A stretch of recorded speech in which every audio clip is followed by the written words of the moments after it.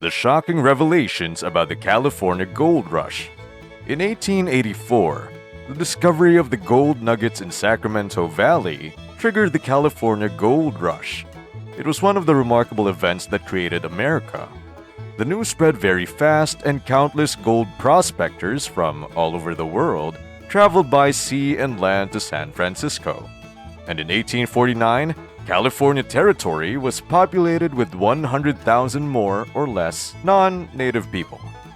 At the end of this video, you will discover that it was estimated that a total of $2 billion worth of gold was extracted from the area during the gold rush.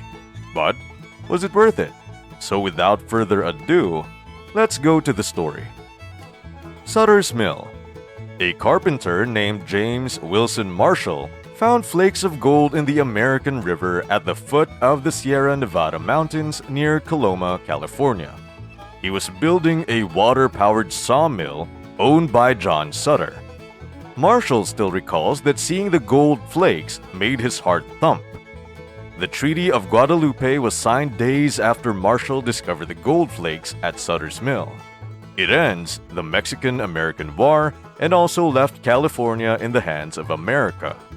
It had a very significant effect on the westward expansion. The Gold Fever. Marshall and Sutter tried to keep the gold a secret. However, words would go out. A newspaper published a report about volumes of gold that was discovered at the Sutter's Mill. San Francisco could not believe the news. A storekeeper named Sam Brandman paraded in town to show off a vial of gold he got from Sutter's Creek. 3 months later, San Francisco is almost empty. Shops and other businesses were empty, and almost all men abandoned San Francisco to chase the gold. The number of miners grew up to 4,000 by August. The news did not just spread in town. Many migrants arrived coming from nearby lands, such as Hawaii, Mexico, Chile, Peru, and China. President Polk confirmed the gold rush. The news reached the East Coast very fast. Press people were unsure at first. However, in December of 1848, President James K. Polk announced and confirmed that the reports made by Colonel Richard Mason had a positive result. 1849 in California. Throughout 1849, men around the United States with gold fever did everything to make it to California. Some sold their properties, borrowed money, or used their life savings.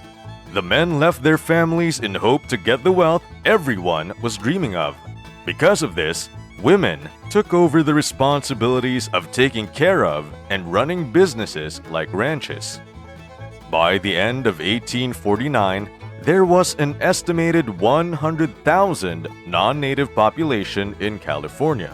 Along with the growth of gold mines are the growth of the population's needs like shops, brothels, saloons, and more.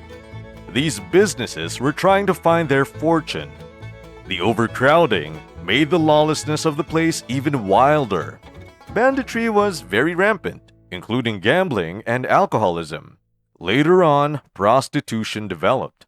San Francisco became the central metropolis of the new frontier. The peak.